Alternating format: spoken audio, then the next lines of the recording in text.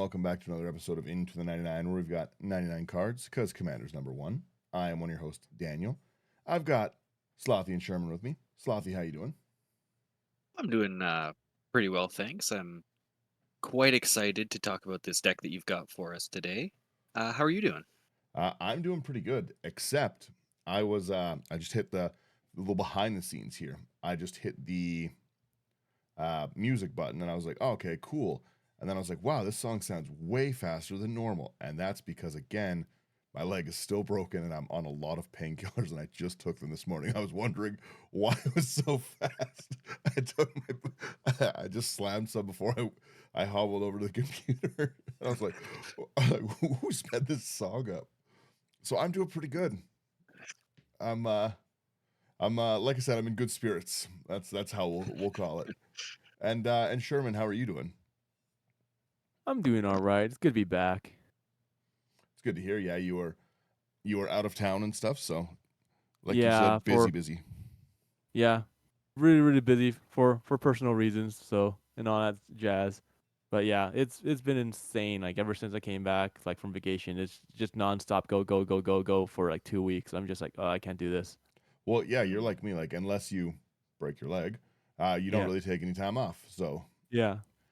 it But it is what it is. well, yeah, because it's almost stressful to take a vacation that way when you work a lot, because then Almost. you have to do so many things because it's the only time. When are you going to have that time again, right? Yeah, and then you Mm. come back and it's just a gong show. Yeah. So hopefully you got a little bit of relaxing done. Hopefully you got to unwind a bit, but Let's keep hoping. that's fair. That's fair.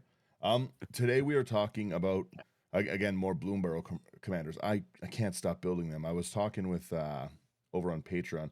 I was saying I'm gonna illegal brew all of the calamity beasts, like the minor ones. It makes no sense. Why? Like Thunder made a great point. Like why would you put the the snake on the box, the really cool sidewinder box, if I can't make the snake? I'm making the snake at some point.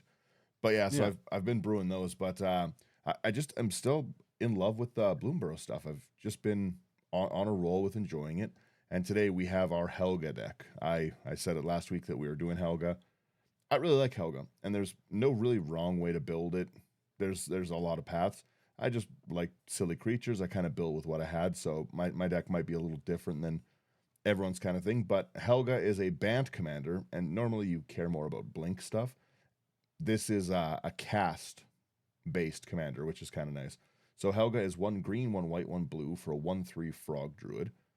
Whenever you cast a creature spell with mana value 4 or greater, you draw a card, you gain a life, and you put a 1/1 counter on Helga. That already would be a playable commander.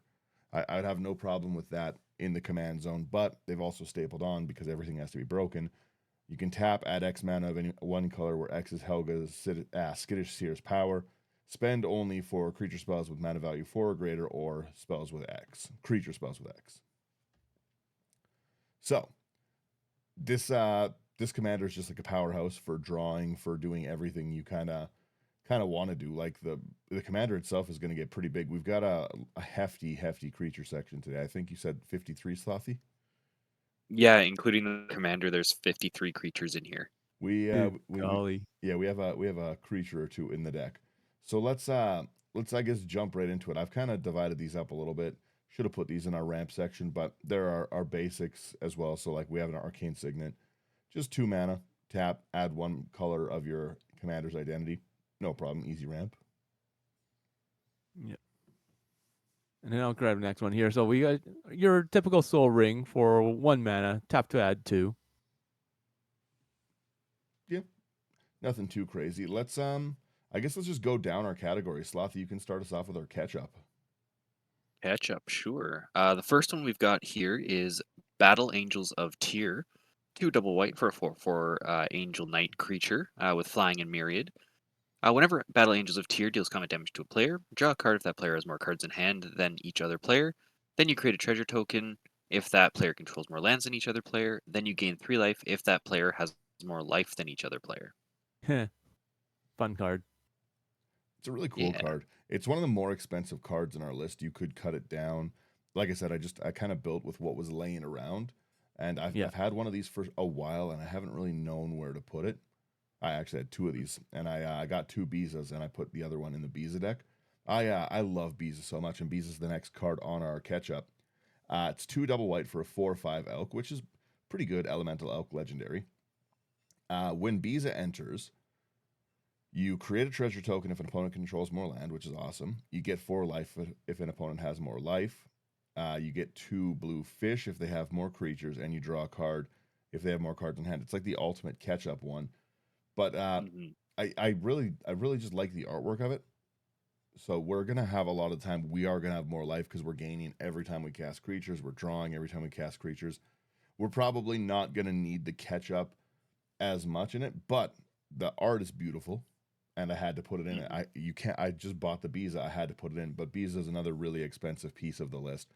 That I think this list was total, yeah, $250, and 30 of it is those 2 creatures. So if you have better suggestions in those creature spots, I get it, because again, we're ramp heavy, we're draw heavy. You might not need as much catch up as I was initially thinking in the brew, so maybe we chill down a little bit, but It's all good still. It's all good. Okay, next card though we have is Keeper of the Accord for 3 and a white. Human Soldier is a 3/4. At the beginning of each opponent's end step, if that player controls more creatures than you, which I really doubt in this deck, create a 1/1 white soldier creature token. At the beginning of each opponent's end step, if that player controls more lands than you, you may search your library for a basic plains card, put it on the battlefield, tap, and shuffle. yeah. There's cool cards in this section, but I think this is, out of all the sections so far, obviously we've only had artifacts, but I think it's the weakest section in the deck and the one that could use the most work, but I just really like all 3 of the cards. Yeah. So I wanted to put them in. Slothy, take us away into some of our counter theme things. Sure. The first one we've got here is Boon of Beseju. It's 1 to green for an instant. Target creature gets +X/+X until end of turn, where X is the greatest mana value among permanents you control, and you untap that creature. I misread the card. That goes in my untappers. We're going to pretend it's not there, and there's a section called untappers. Don't even worry about it. Whoops. When we did the live brew last week, we organized the list a little bit, and I, number one, don't really like doing extra work on things, but I found that if I organize the list, I can hide that there's only like 4 instants in the deck, and no one can criticize me because they can't see it. So that's so you've just been bullied enough about your interaction Interactions. sections that you've just decided to completely overhaul how you display the decks. Exactly. Now I just gotta hide them a little bit, and no one will know. Okay, so our first card that actually does counters. If this one did the same thing too, I would wrap the episode and be like, guys, I've taken too many painkillers. It's time to go. Time to go. We have our Broodlord. It's X3 and a green for a 3/3. It has Ravenous, so you can sack creatures. Or nope, sorry, that's Devour. This creature enters with X/1/1 counters on it. If X is 5 or more, you draw a card, so another draw engine. I am a little silly today. So when Broodlord enters the battlefield, you distribute X/1/1 counters on any number of other target creatures you control, which is also really cool. So not only is it going to be huge itself, but we're probably going to put this on our commander to make our amount of mana we can put. We're mostly green-based mana in this deck. A lot of time we're going to pick green as that one color, but there'll be different times as well. That's fair. That's a fun card. They need to reprint this one. I know it shows it's cheap here because it was like in the 40K, but it's so hard to find like 40K cards that you want. A card being 50 cents is irrelevant if the card's never in a binder. I know, exactly. Yeah. All right. We got Clay Champion for X and 4. Artifact creature construct. It is a 2/2. It enters the battlefield with 3 +1/+1 counters on it for each 2 green spent to cast it. When the Clay Champion enters the battlefield, choose up to 2 other target creatures you control. For each 2 white spent to cast Clay Champion, put a +1/+1 counter on each of them. That's a really interesting card. Mm-hmm. I love it. Can come out huge. It's a great mana sink for late for us, right? We can buff up a big part of the board if we need to. We can buff the commander. We can buff this huge creature. Mhm. Also, it's cheap. It's like $1. Yeah, It's just that seems really good for such a cheap card. yeah, right. Well, Mhm. and like I tried to keep most of our creatures around that 4 CMC, which seems it feels a little slow when you look at the cost. But again, our commander's pretty quickly going to be able to dole out 4 mana. Yeah, Yeah. So Ooh, I really like this card. Next up, we've got Denry Klin, Editor-in-Chief. 2 white and a blue for 2/2 legendary cat advisor. Denry enters the battlefield with your choice of a +1/+1 for strike or vigilance counter on it. Whenever a non-token creature you control enters, if Denry had counters on it, put the same number and kind of counters on that creature. Denry's hilarious as a commander. Hilarious. Yeah. I Like, honestly overlooked it so badly until both of you guys have talked about how enjoyable Denry is to play. And I had one just sitting around and I was like, this is pretty good. oh yeah, like think of like what is it? Like Oblivion Stone, right? You tap it to give a counter on something. You put it on Denry, and then any creature comes out automatically gets a Oblivion Stone counter on it. Yeah, like the fake counters. Yeah. So and same thing with like Kindred Boon. You name cats, you put a counter on Denry, like, and it gets indestructible. Then everything that comes in has indestructible because you give the counter on it. Like Denry's so Mhm. stupid. I think I It's think even. oh, you go ahead. Sorry. I was just gonna say it's also super fun to have Goldberry as well. Oh yeah. That'd be cool. Yeah, like it just seems like a fun commander to build around and everything. Just like I maybe one day I'll make a Denry deck itself, but like I said, I just had kind of one sitting around, and this seemed like the Mhm. perfect deck for it. I'm super creature heavy. There's literally nothing I don't want vigilance, first strike, or extra counters on in this deck. True. True that. We have a hardened scales here.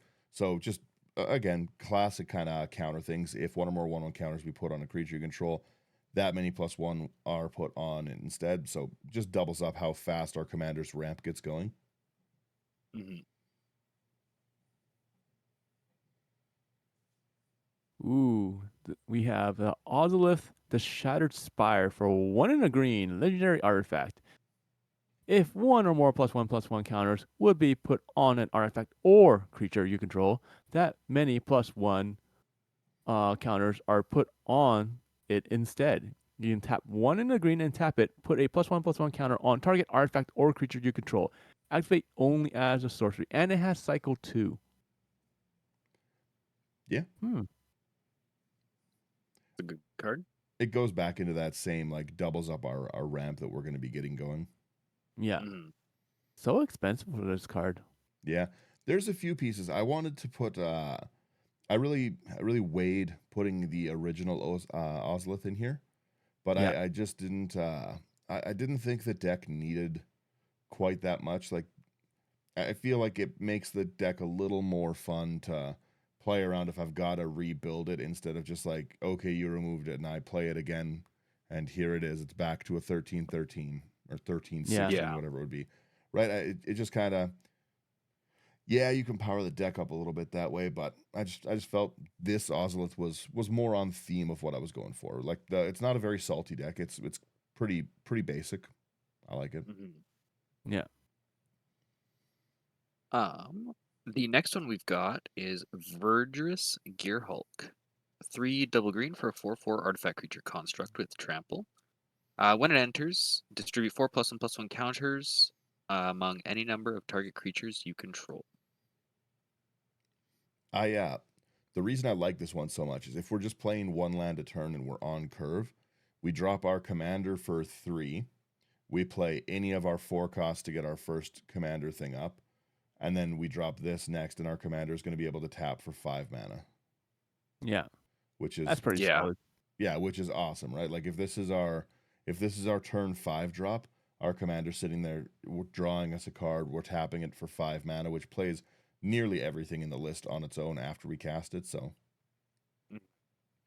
I like it. And again, there's just other creatures that sometimes are fun to buff. And then the Yeah. last one in our counter section is Vigor. Vigor's also kind of expensive right now, $12, which is a little wild. But it's 3 triple green for a 6/6 elemental incarnation with trample. If damage will be dealt to another creature you control, you prevent it. You put a 1/1 counter on that creature for each 1 damage prevented this way. And when Vigor's put no graveyard from anywhere, you shuffle it into its owner's library. Which makes our commander like a very, very viable block option if we can get at those vigilance counters from Denry. Yeah. Just go out and attack. Like, give me counters. Yeah. Yeah, exactly. Swing your 13/13. Someone has to block it. It now becomes 6 bigger. Right? Mm-hmm. I didn't sort these creatures. They didn't have specific sections. So our mini creature section we'll go into. So Sherman, take us away, please. Yeah, so we got the archetype of imaginations off the bat. So it's for 4 and double blue. Enchantment creature, human wizard. It's a 3/2. Creatures you control have flying, and creatures your opponents control lose flying and cannot gain flying. I feel like in this deck you want to This one. wait until it's like flooded with creatures before you drop this one. I don't think you want to drop this one lightly. Mhm. Yeah. No, I think you want to wait until you're ready to win with this, or do a big splash before you put this one down. It's just such an annoying card. It's a really annoying card. I hate this card. You need a reach-based deck. Walls unite. Yeah. Oh, let's go, Pramicon.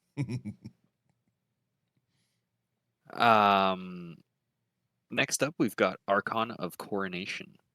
4 double white for 5/5 Archon with flying. When it enters the battlefield, you become the Monarch. As long as you're the Monarch, damage does not cause you to lose life.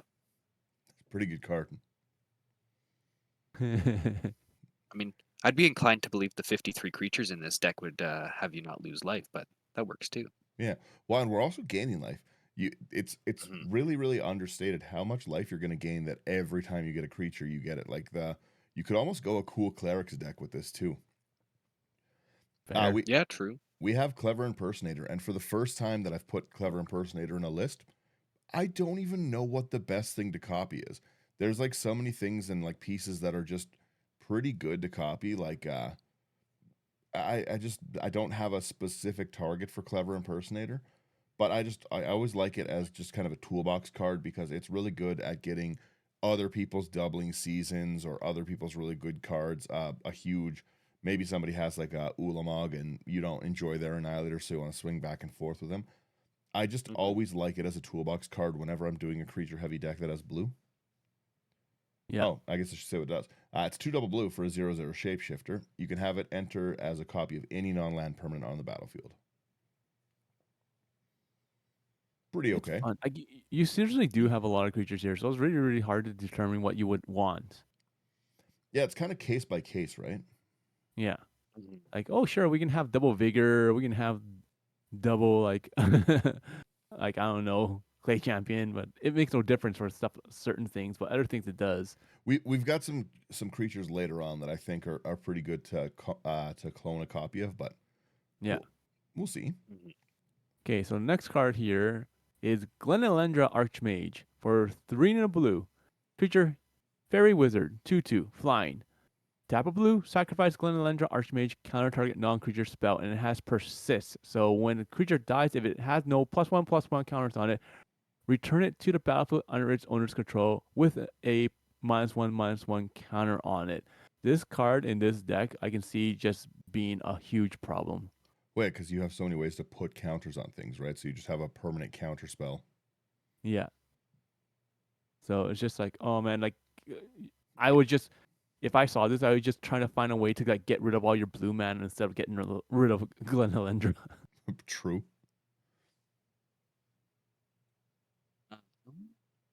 Then we've got the Metastatic Evangel. 1 and a white for 3/1 Phyrexian Human Cleric. Whenever another non-token creature enters the battlefield under your control, you proliferate.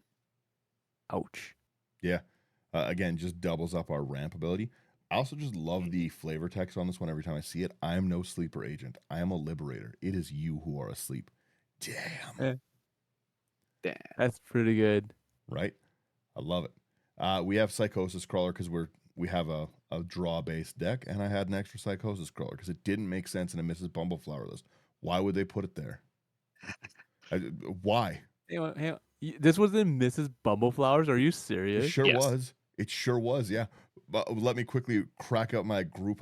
The Mrs. Bumbleflower list also like it reminded me of the joke Brian did a long time ago when he said he's like, "Oh, this is my group hug deck," and then he tried to cast Ginger Taxis, and I was like, "What? What are you do? What are you doing?"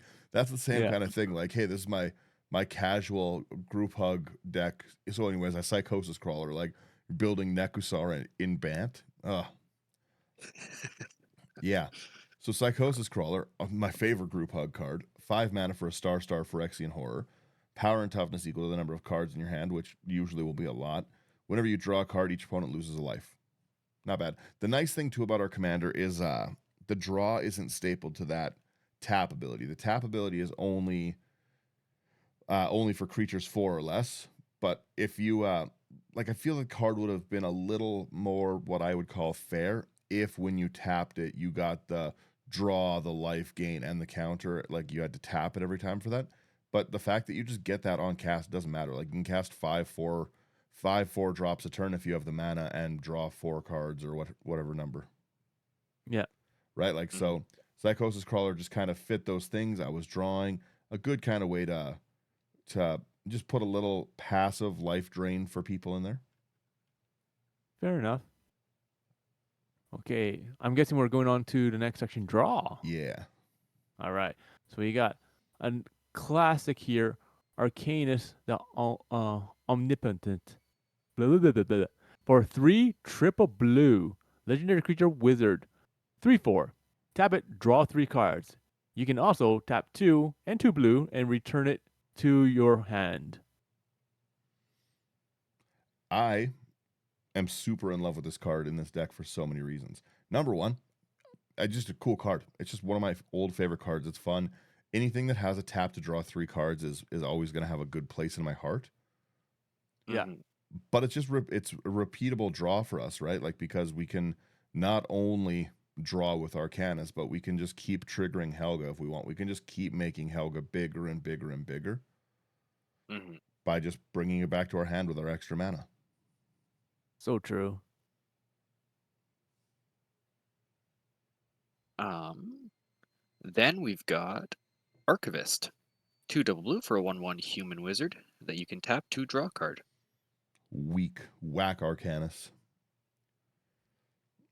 We have Beast Whisperer as well. That's going to draw us a lot of cards. There's 53 creatures in the deck. We want Beast Whisperer out. It is 2 double green for a 2/3 elf druid. Whenever you cast a creature spell, you draw a card. Very simple.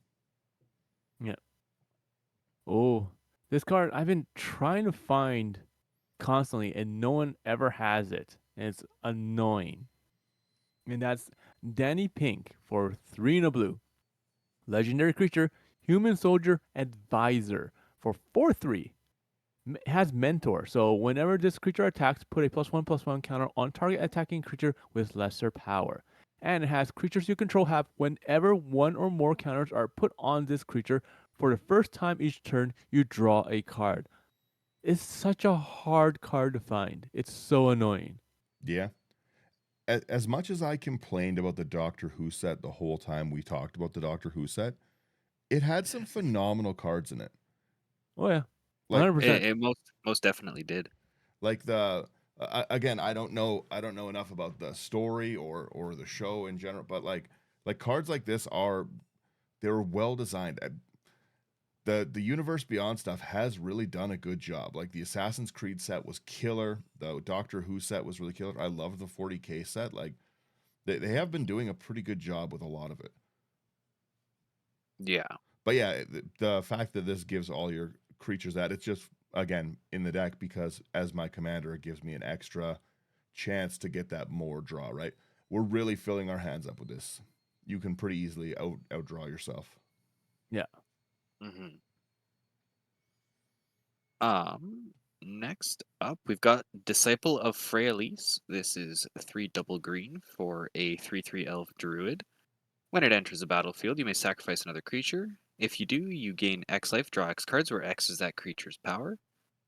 And it flips into the Garden of Freyalise, which is a land that enters tapped unless you pay 3.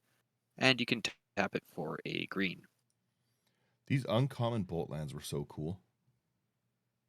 They're interesting. I'll say that for sure. Hmm. Yeah, in a worst case, right? We've got a lot of life gain in the deck, so it doesn't matter if we need this early. But best case, it just fills like another big spot that's going to give us a huge like potential card refill. Yeah. We have Garrick's Uprising again. 2 and a. That's not blue. That's a green. 2 and a green. When it enters, if you control a creature with power 4 or greater, draw a card, which we probably will. Creatures you control have trample, which is pretty good as a passive. And whenever a creature you control with power 4 or greater enters, draw a card. Dope. Such a great card. Hmm. It's been reprinted so many times, and it's still not enough times. Very 'Cause true. it's so useful, especially in green, because it's, like you have all these big creatures. Like if they had just something in like white, okay, and be like, all right, it's not as useful, but like it would still be there because of angels, Yeah. right? But we put it in green where you have so many creatures that have such a huge power, and then you're giving it trample, which is the more annoying part, and then they're getting a card draw at the same time. Like, come on. It's been reprinted like 10 times since 2021. Oh my Hmm. goodness. Still never enough. It's a good card. All right, let's move on here to Karuga, the Macro Sage for 3 and a hybrid blue, green, blue, green. So Simic, that's what it was. I know colors. Legendary creature Dino Hippo. What the heck just happened? I'm just changing the version to this one. That's the one that's in the deck. Sorry, please. It is a 5/4. It has companion. Your starting deck contains only cards with mana value 3 or greater and land cards. That's definitely not the case here, so it's gonna be in the 99. When Karuga enters the battlefield, draw a card for each other permanent you control with mana value 3 or greater. Huge, huge refill for us.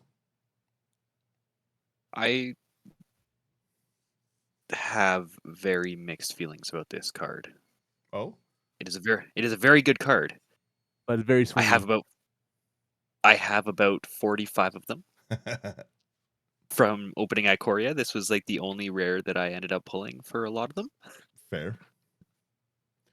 Karuga's a great card, but not if Karuga's your rare. I don't want nonstop Yeah. Karugas. That was me with Very nice. Lutries. Yeah. I pulled so many Lutries. Can't tell me I can't play it.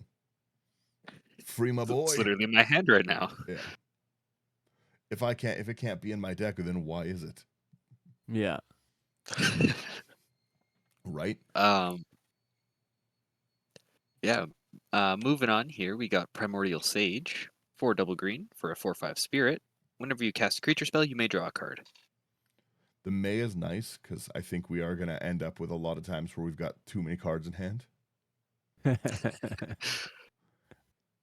It's not bad. Again, pretty decent little spirit. We have as well as Soul of the Harvest, 4 double green for a 6/6 elemental with trample.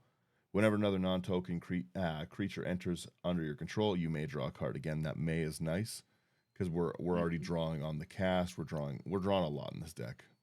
Oh yeah, Yeah, drawn on 100%. the cast, on the Beast Whisperer. Yeah. Like you're drawing from your commander, let alone everything else. Right? Mhm. Everything is a draw. Yeah. And then we come to our final card here for this category, which is Tribute to the World Tree for 3 green. Enchantment. Whenever a creature enters the battlefield under your control, you draw a card if its power is 3 or greater. Otherwise, put 2+1/+1 counters on it. Such a great card. Honestly, this card needs a reprint again. I really like putting this card in decks. They should have made this card say whenever a non-token creature enters the battlefield. Honest truth. Not the way I play Arena. They shouldn't have. It's like my favorite thing in Arena is my deck is not good, but it's really really fun to just Song of Totenaz with this. So I just like make like 50 rats. I'll be like, oh yeah, here's 50 into Song of Totenaz. They're all 3/3s. Deal with my rat army. Good lord. Depending as little aside, depending how much longer I'm off work, if I if they tell me I have to be off work for longer, I'm probably just gonna stream a bunch of Arena while I'm off because that's what I've been playing.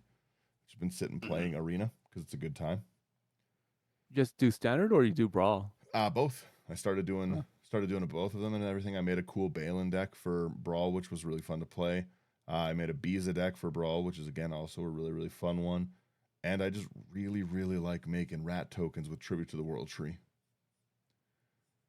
It's really fun to be so behind everyone, have like 2 life left, and they're sitting there spamming good game, good game, good game, and I dump 30 into Song of Totenaz. Yeah. Yeah, I got a real smile on my face when I'm doing it. And then you start the spamming. Yeah. We have 2 enchantments in the deck. They're both super annoying. You want to take the first one here, Slothy? Sure. Yeah, the first one we've got here is Dense Foliage. It's 2 and a green. Creatures can't be the target of spells. Interact with nothing. My deck is all creatures. That's so annoying. That is annoying. And then we have Epic Struggle, just a nice little side win con for our deck. 2 double green. At the beginning of your upkeep, if you control 20 or more creatures, you win the game, which is You know, possible. this kind of reminds me of another card that could really work well in this deck, but I just assume you didn't have one on hand. Is it the white one? Strixhaven Stadium. Strixhaven Stadium would be really good in the deck. It's a great piece of ramp, and you got so many creatures to trigger it, so you could really easily get through. Another one is the name's blanking on me right now. It's 2 and a white. It lets you tap and untap and make citizens. Halo Fountain. There we go. There we go. Yeah, Halo Fountain could have been really good. We've got a lot of creatures we can untap, so untapping 15 wouldn't be a big deal. Yeah. Mm-hmm. But meh. Meh. Meh. All right. Yeah. See, there's some instance in the deck. Here we go. Yeah, we got 4 here. Good enough, right? Okay. We started off here with Dawn's Truce. For 1 and a white, you first have gift a card. So you may you may promise an opponent a gift as you cast a spell. If you do, they draw a card before its other effects. You and permanents you control gain hexproof until end of turn. If the gift was promised, permanents you control also gain indestructibility until end of turn. Such a fantastic card. Mm-hmm. Yeah. This is the artwork of that like archive, the big one. Yeah. Getting I those noticed that. getting those was a real struggle. I had to really beg the game, like our LGS owner, and then he couldn't even order them. There's none to order. He had to ask someone who at the distributor who had one to give him a personal set to send over to get this box. So I'm very appreciative of this card and of my game store. Wow. Yeah, they came through on it. Nice. Oh, it's the coolest box ever. I was like so excited. I was like, yeah, let's go play Magic. And I was like, still can't walk. Interesting. I was about to load myself in the car. Just crutches and an archive. That's all you need. All Uh, you need. yeah, Dawn's Truce is it's a really cool card. It's very cool story spotlight wise. The lorebound stuff I do, lorebound legends. We'll be talking about the story a little bit more. I haven't had I hurt myself and then my wife hurt myself at the same time. Not myself. My wife didn't hurt me, promise. I hurt myself and my wife hurt herself Blink twice if you need help, Dad. at the same time. And so she's been trying to help me out because my leg's broken, but like her her knees like really injured, so she's also been. So we haven't been doing any of our recording stuff. We've just been trying to survive, just trying to make it work, trying to not fall downstairs. You get it. Just install a slide in your house now. That would be fun. I just can never get back to the top floor. It It just goes progressively lower and lower, and I'm stuck in the basement. That sounds like a you problem. Yeah, right. No, it sounds like the basement the basement people's problem. Okay, but yes, Dawn's Truce is a very cool card. Whose turn is it? It is. I believe it is mine. All right, Slothy, please. This should be in the counter section. Yeah, this should replace oh, you already moved it. Never mind. We got Gaia's Gift. It is 1 and a green. Put a +1/+1 counter on target creature you control. It gains reach, trample, hexproof, and indestructible until end of turn. And with Hexproof Solid. is just so useful in the indestructibility. Oh, Mhm. it's nice, like it's a nice little piece to save. And now it's up in the counter section where it should be, where it was all along. We've got to naturalize because I'm a simple man. There's so many better cards than naturalize, but I've got a stack of naturalizes and I'm going to use them. So we have naturalize, one in the green. It's like one of the only instances I put in decks. You destroy target artifact or enchantment. You could, there's a lot of better pieces of removal or cheaper ones like the, what's the one that gains you 4 life? Nature's Claim. Nature's Claim is great. Yeah. 4 life and commander Another one. doesn't matter. Yeah, the other one to replace naturalize would be Wilt. So it's one in green as well and does the same thing, but it has cycle just Yeah, in case. yeah, exactly. I don't have a stack of wilts. I bought a bunch of wilts and I probably put them all in decks. And yeah, but I do have naturalizes. I got them coming out the wazoo. I got naturalizes everywhere. It's nice to use older cards. Who cares? It Yeah. makes no real difference. Yeah. So the last instant we have here in this category, I'm sure you have more instances kicking around here somewhere. We have repulsive mutation for X and a green and a blue. Put X +1/+1 counters on target creature you control. Then counter up to one target spell unless its controller pays mana equal to greatest power among creatures you control. Ooh. That does a lot of cool things. It does so many Mhm. awesome things. It doesn't even have to be that creature's power, just the biggest power you have on board. Yeah. Mhm. That's so annoying. Yeah, even you can, even if you have like a 6/6 like out, even if you put 0 into X, it's just pay 6 or counter Yeah. at the same That's cost as a that's mana leak. awesome. And I love it. It's up to 1. You don't need to counter a spell, so you can just dump it in to put X counters on something that gets through. There's so much utility with this card, and I never play it. I started playing it in, I built Marcus the Mutant Mare after Slothy's Felix deck. I was like, oh, this is really cool. I need to build this commander. And then I found this one, and then I just keep buying more and more of this card because I think it's so, like, I think it's just a really undervalued card. It's so hard to, like, actually find the value of, like, commons and uncommons in the sets when we have 13 sets a year and 5 commander decks in each of these sets and then like 3, so like it kind of Yeah. slips under the radar, but it's a really good card. I In love which this one. section are we going over next? We'll just scroll through my lands here. They're not good. I've been really putting in a lot of these I've been going with a lot of tap duels lately, and a lot of these tap duel deserts. I really like them. When they like the can't pronounce that word right now. We're gonna skip that one. Let's find one that I can. There we go. Lonely Arroyo. We'll pretend that those are that. Yeah. So the deserts that enter tapped, deal damage to target opponent, and then they tap for a blue or a green, or Lush Oasis. I kind of like those. They feel I found a lot. So I've got like another little insider baseball thing. I have a lot of dual lands. I've played for a really, really long time. I have a lot of expensive old cards just because I played for a long time. And Mm.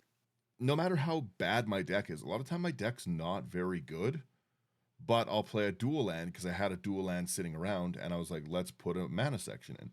And then it kind of targets the table. Like they rightfully so probably think like, okay, well, if he's dropping like $300-$400 lands, he's probably going a little harder than we were anticipating.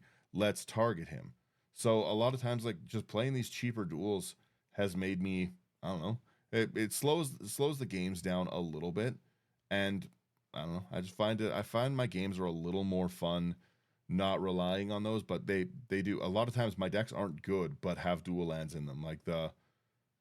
My favorite deck I've ever built is my Kenrith Skip My Turns deck, and that's got like a I think $10,000 or $11,000 land base. It's not a good deck. It's like the worst deck I've ever made, but it's funny. But it's a funny deck to play. So But true. but yeah, like it sucks. So like I found myself before we were talking and stuff. I've been scanning decks while I've been off work, like just trying to get all of my collection, and I got so many decks that getting them all in list format has been not going well. So I've been using some of this time while I'm off to do that. And we were talking about how like my building style has changed so much, and I really, really go a lot harder with these tap duels now. I really, really like them. I love the call time snow duels. I Hmm. I still don't mind the rule zero of like your snow duels like can come in tapped as dual lands and stuff like that or untapped. I like that with groups that like those, but I yeah, I've just been really, really bringing my land section down. Like this is a what $27 land section. I don't Yeah. even know what's expensive in it. Probably just my check lands, like $7, $3. Yeah, I don't think I have anything that's crazy. Yeah, it's all the check lands. The enters tapped Hmm. unless you control two or more other lands. Yeah, I think Yeah. everything else is less than $1. Yeah, everything else is like cheap, cheap. And you can replace those with something else, so it's not a big deal. Well, yeah, even still, Hmm. right? If my expensive land section is one that's $5.99, one that's $6.99, and one that's $3.49, I'm okay. I'm happy with Yeah. that. Hmm. But yeah, let's hit our ramp section here. All right. Whose turn was it even before I went on It's my gonna be tangent? me. 'Cause Okay. you covered the land, so I'm taking over now. All Yeah. right, please. All right. So we got Avacyn's Pilgrim for a single green. It is a 1/1 human monk, and you can tap it to add a plains.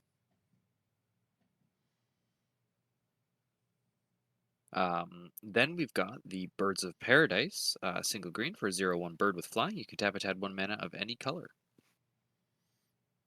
This is a cheap ramp section too. Look at me go. We have an Elvish Mystic. It's 1 green. Another Elf Druid. You can tap it for 1 green as well, and it's a 1/1. I like it. Yeah. And then we have the next one is going to be a Finhorn Elves for a single green. Once again, Elf Druid, 1/1, taps for a green. Remember when they finally decided to reprint this and everyone was like saying like, "Oh my goodness, yeah," because like the only copy there was at that time was the stupid Ice Age one and it was like $20 or something stupid. Yeah, what was it? It was it was Ice Age, and it looked horrible. Yeah, that one. Ugh. Oh I've wow, got. it's only 280 now. It's finally dropped Jeez. down. But yeah, like having the trio of them for a while was kind of like a mini accomplishment, right? Because you could never find it. Yeah. Mhm. It was so difficult because they were only printed it once. So when they reprinted it, everyone like literally gave out a huge cheer. It's still like a $2 card though. Yeah, I which wish is I wish it came down. like compared to a Land War elves, like come on. Yeah. Yeah. Well, even I guess Mystic is $1.29. I guess so many people play those in like the Eternal formats, like Commander and stuff, right? Like they're they're Yeah, they're just bait. and a lot of people play elves decks, right? So Yeah, elves is always going to be a fun archetype. Elf oh yeah, decks are great. The Lord of the Rings really, really brought back my again another set that really, really killed it. They Lord of the Rings brought back my love of like building elf decks because there was just so many different kinds. Like I've built endless Galadriel decks. The like Scry Galadriel was really, really cool. The Arwen decks are really cool. The yeah. yeah, All right, Slothy, take the silliest artwork in Magic. I would have loved this as a giant card. This would be front and center in the studio Yeah. if it was.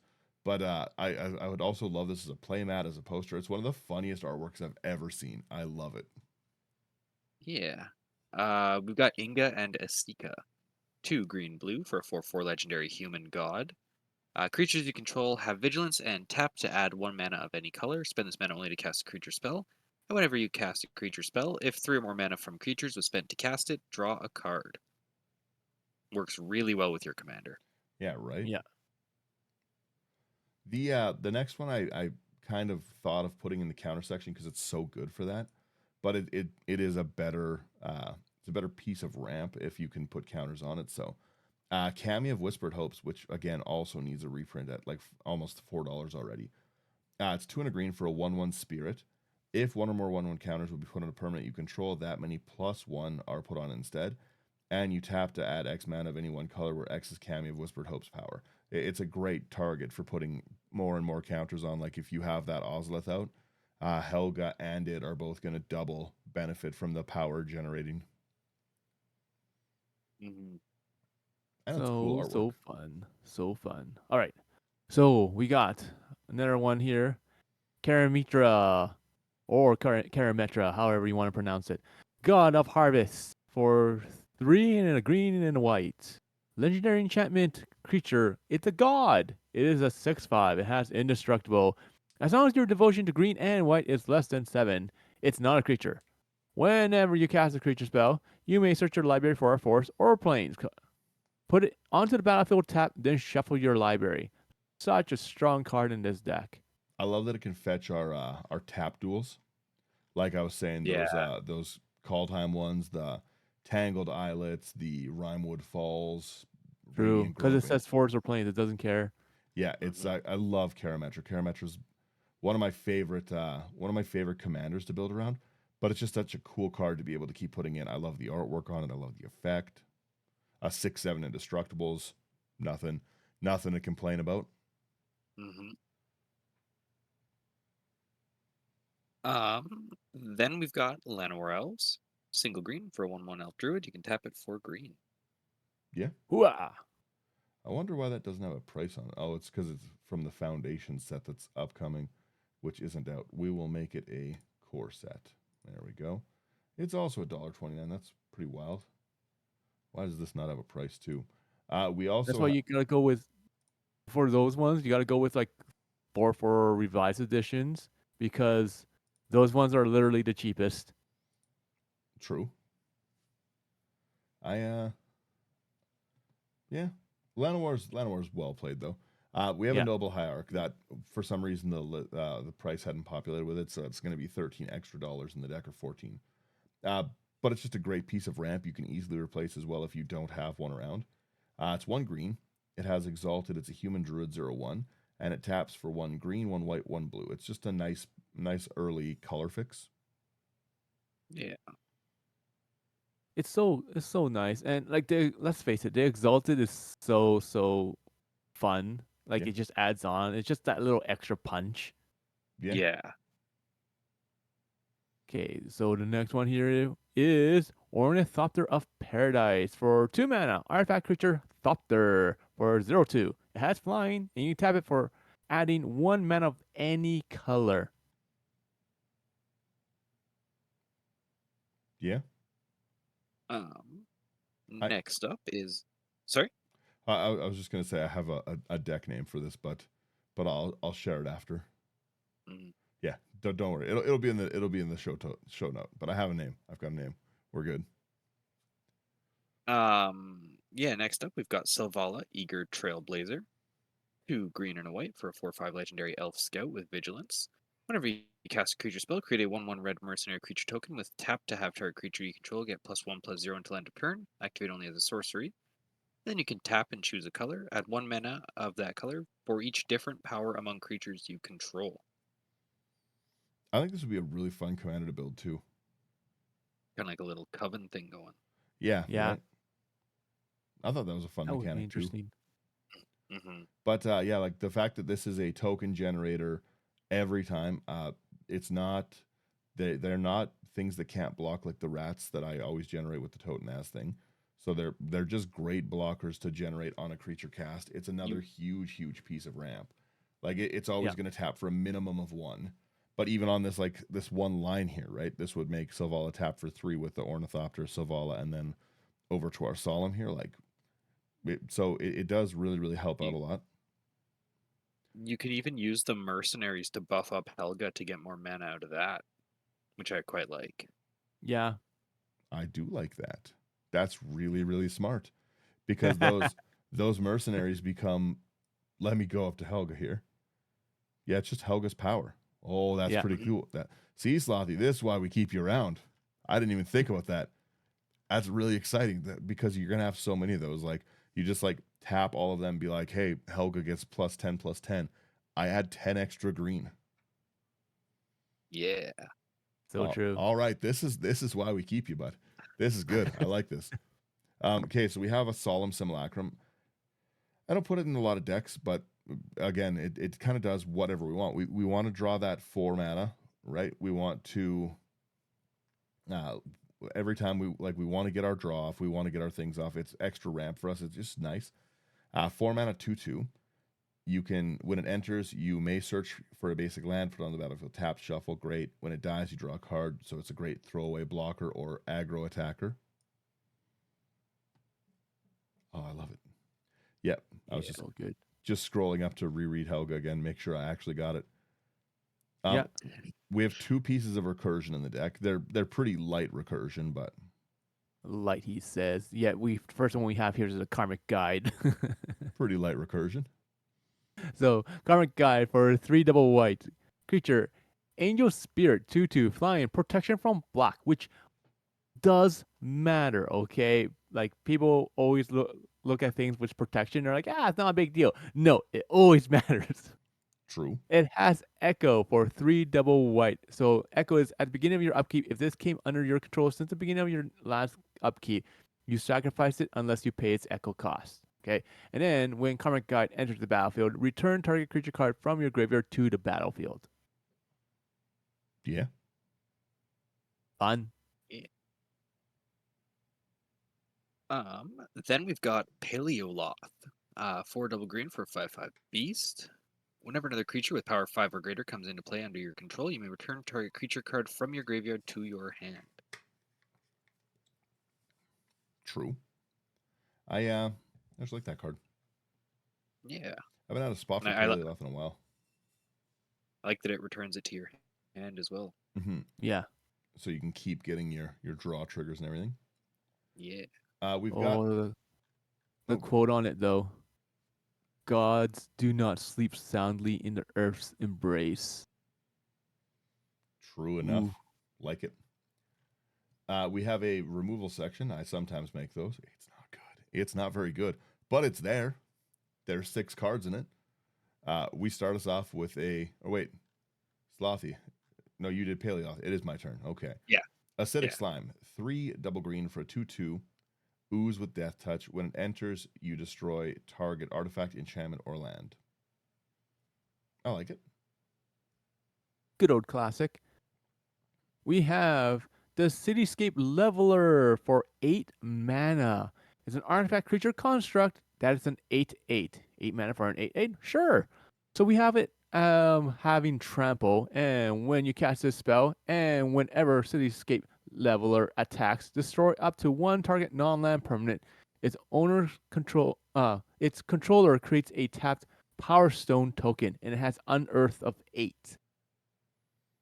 Holy smokes, this is $16? Losing your good cards and being like, oh, well, don't worry, I've given you a Power Stone. I'm actually group hug ramping you. Hilarious. Hey, you know what? That can be useful because, like, if the person's like, I'm short 1 mana, no problem. Let me attack you with a Cityscape Leveler. What do you not care about? Oh, your Clue Stone or your Clue or like food token? All right, let me destroy that. Now you have a Power Stone. Now you have an extra mana. But the Power Stone's only for mana or for artifact. It's the worst. It's the worst token. But what if they really do just need that 1 extra mana? Well, I mean, in that very specific instance, I guess it is pretty good and helpful and group huggy. There you go. I am looking at the But otherwise, ceiling. I feel like you might get smacked. I am looking at the ceiling here. Not the floor. We're not winning right now. We are winning. We're not losing. We are winning. Yeah. We're not winning friends with that kind of play though. I keep seeing those memes. I don't know what's been going on with magic memes on Instagram, but I keep seeing when you tell your friend, hey, we want a mana and path to exile their commander. Oh, I love it so much. You want me to help you get mana? It's great. Next one we've got here is Return to Dust, 2 double white, exile target artifact or enchantment. If you cast a spell during your main phase, you may exile up to 1 other target artifact or enchantment. Yeah, I love that card. Mm-hmm. Great card. Mm-hmm. Turn you back up there a little bit. Don't know why I turned you down so much. We've got our next removal piece is Silverback Elder, one of my favorite cards. I love the artwork. It's so silly. 2 triple green for a 5/7 Ape Shaman. Whenever you cast a creature, you choose one. Destroy target artifact or enchantment. Awesome. Look at the top 5 cards of your library. You can put a land from among them onto the battlefield tapped and the rest on the bottom in a random order or gain 4 life. Monkey. It is the monkey. Yep. Crazy monkey. All right. We have We're Down for 1 and a green. It is a sorcery. You gift a card. and you can destroy target artifact or enchantment. If the gift was promised, instead destroy 2 target artifacts and or enchantments. Totally worth it. Yes. You don't even have to give the card to the person whose stuff you're wrecking. Yeah, it's so good. You just be like, hey, I need to Sherman, pick you up want some to of see these. something hilarious? Slothy, get rid of that and that. Sherman, draw a card. We're making friends, right? Yep. This is a group hug deck, Making right? friends. Yeah, exactly. Yeah. It has gift a card We in got here. such I ha- such such group hug staples as Wear Down and Cityscape Leveler. Oh, don't forget Psychosis Crawler. I was going to say, I have Yeah. about Oh. as many as the Mrs. Bumbleflower precon. There you go. Oh, I'm never going to stop talking about that one. No. The final removal piece we've got here is Witch Enchanter. 3 and a white for 2/2 human warlock. When it enters the battlefield, destroy target artifact or enchantment opponent controls, and it flips into, or can be cast as, Witch Blessed Meadow, which is a land. Enters tapped unless you pay 3 life, and taps 4 white. Another little bolt land. And then I think this is our final section. No, it's not. I got sections for days. Let's go. Let's jump into our tokens then. We have a few things that make us tokens because we want to sometimes overrun the board a bit. Our first one is Arasta of the Endless Web. 2 double green for 3/5 legendary enchantment creature spider. With reach, whenever an opponent casts an instant or sorcery, you create a 1/2 green spider creature token with reach. Solid. Great card. I love it. Next one we have here is Bramble Sovereign for 2 double green. It's a creature dryad. That's a 4/4. Whenever a non-token creature enters the battlefield, you may pay 1 in a green. If you do, that creature's controller creates a token that's a copy of that creature. So, this is almost like the original Offspring. Yeah. Mm-hmm. And an actual group little, hug card. You can be nice and do it to other Yeah. people too. yeah. I love the little bunny. This should have been in Bloomborough. Maybe Maybe a little. that would have been, if they reprinted this in Bloomborough, I could totally see why. So they probably should have. Yeah, it hasn't been since Baldur's Gate. This would have been great in the Mrs. Bumbleflower deck, but no. Yeah. No, we don't get that.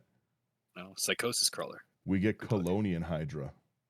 Colonian Hydra. Because that makes sense.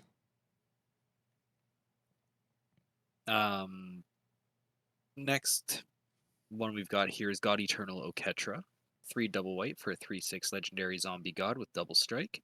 When you cast a creature spell, create a 4/4 black zombie creature token with vigilance. And when God Eternal Oketra dies or is put into exile from the battlefield, you may put it on top of its owner's library, third from the top. Love it. Fantastic card. 4/4 black zombie warriors with vigilance is quite the token on a creature cast in a deck with 50 creatures. It's Yeah. annoying. It's really Like annoying. anything with vigilance, it's annoying. I'm gonna swing out at you with all these 4/4s. They're big enough that they're a problem.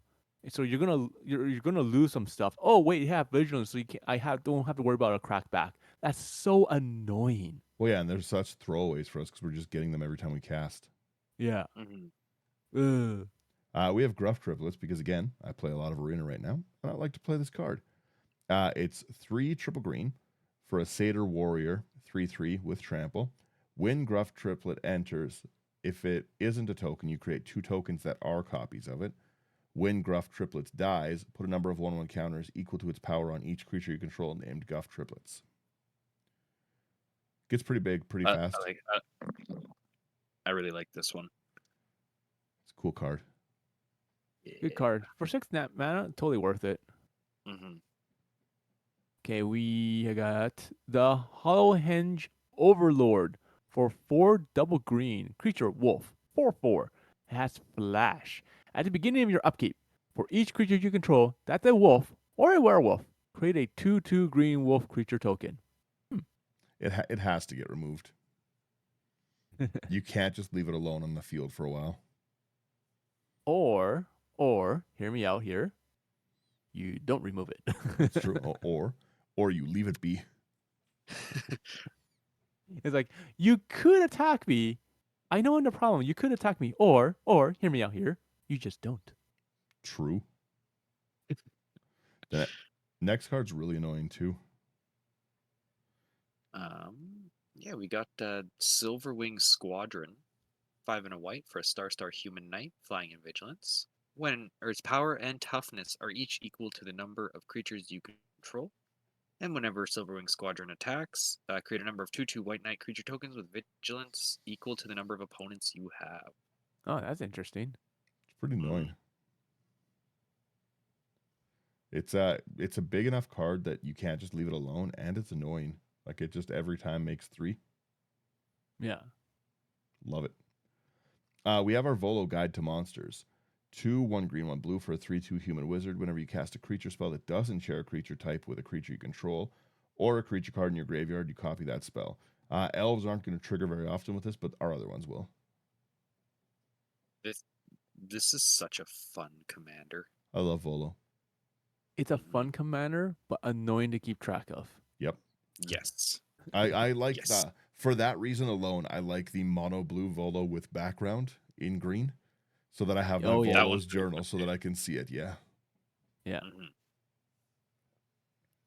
And the last one we have here is Wolverine Riders for 4 double green. Creature, elf, warrior, 4/4. At the beginning of at the beginning of each upkeep, create a 1/1 green elf warrior creature token. Whenever another elf creature enters the battlefield under your control, you gain life equal to its toughness. I love that. Anything that's each upkeep makes me happy. Mhm. Fair. Yeah. And then okay, we have one final section. We're almost there. Yeah, I believe it's the untappers here. Yeah, I Yeah. think we already read the first one, so we'll pretend it's Yeah. not even in the list there. We'll pretend it's back up in our counter section, and I still can't read. So Slothy, take us away. Yeah, the first/second untapper we've got here is Burst of Energy. Single white for an instant. You can untap target permanent. Yeah, I love the flavor text of this old stuff. I stand ready to die for our world. Who will stand with me? Radiant Archangel. Damn. Nice. That's not me though, but I appreciate the quote. I love it.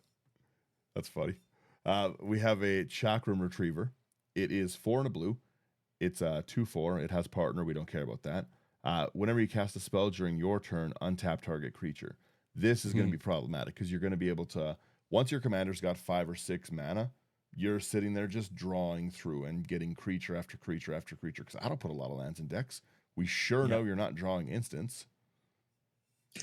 Such a good boy. Such a good boy. Oh. We have a Fate Stitcher for 3 and a blue. I almost said white there. I don't know why. It's a Sherman's on creature zombie painkillers too. wizard. Creature zombie wizard. 1/2. You can tap it, and you may tap or untap another target permanent. It also has Unearth for a single blue, so you can return this card from your graveyard to play. It gains haste, and then you remove it from the game at the end of turn. So, and you can only Unearth as a sorcery. Fair. Yeah. Then we've got Kiora's Follower. Green and a blue for 2/2 Merfolk. You can tap it to untap target permanent. Or another target permanent. Yeah, which is nice. Again, it's going to be our commander. Spoiler. All of these are going to target our commander generally. Yeah. And then I hate this card when it's played against me. I hate the next card so much. It's the last card on our list. It's Sereth the Viper's Fang. 2 double green for a 3/4 human warlock.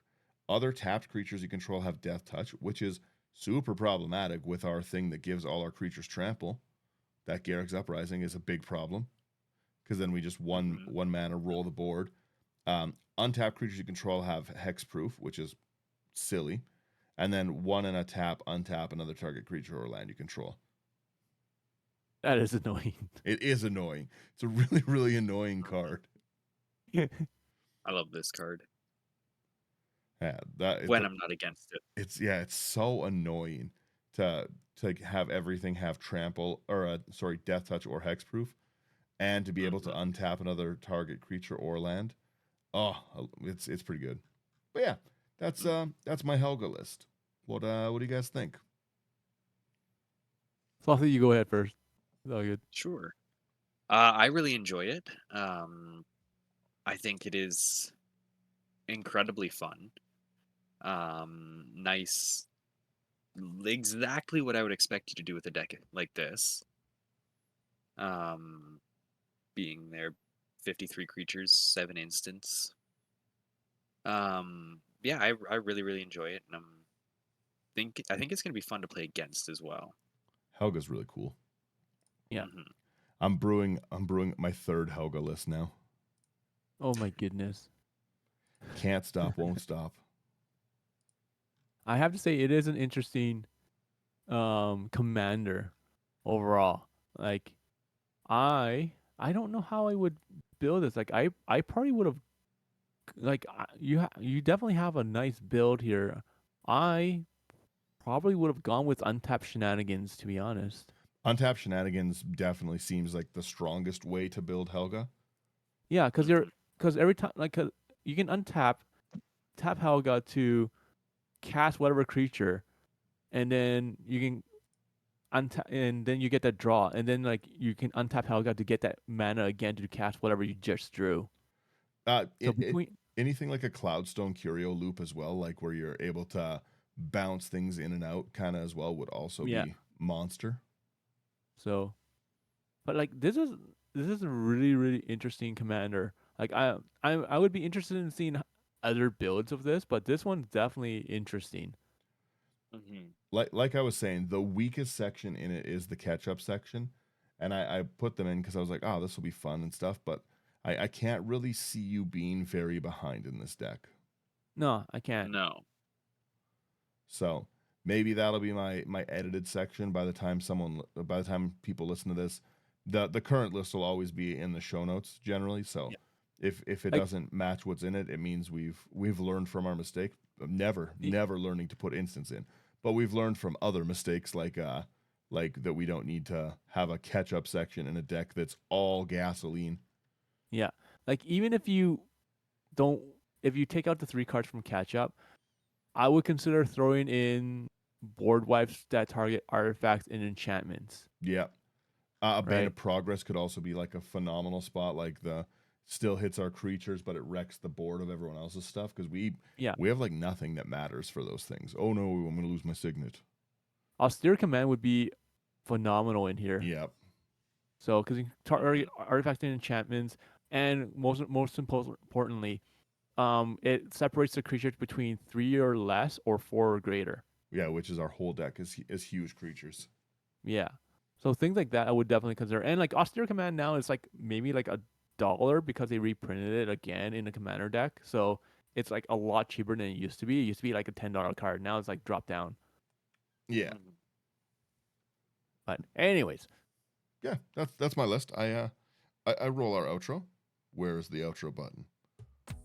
If you guys enjoyed this episode and like the things you're seeing, you should be like, sharing, subscribing. It really helps out. I appreciate it. We all appreciate it. Lets us do more. If you want to go above and beyond that, come over to Patreon. Pay like as little as $1. Talk decks with us. It's a great spot. The Discord is always open for people. You can see spoilers. You can do that, but you get to brew stuff with us, and you get like the private chat with us and everything. So Patreon's a great way to show a little bit of love as well. If you find any of these cards a little expensive, go over to abyssproxyshop.com, promo code IT99. You're going to get a promo code. You're going to get a discount. It's going to support you. It's going to support us.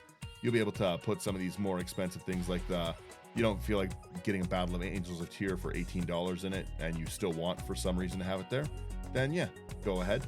And then the best sleeves in the game is AI Armor. I can't say enough good things about them ever. They're my favorite sleeves. I cannot get enough of them. They're such friendly people to work with and interact with. They do lots of cool stuff, but the sleeves are cool. So they're really really good. So we have a link in the bio there, like in the show notes. There'll be a link on Instagram, blah blah blah, everywhere. And yeah, follow us on socials and stuff. Where we chat most on Instagram and everything like that. But come talk with us. We do answer messages. I've got nothing but time right now to do that, so I'm just letting you all know. But yeah, other than that, thank you guys for listening. That's basically it. I think I hit everything. Laters. Think so. See you later. Yeah, now everyone just gets a nice little outro.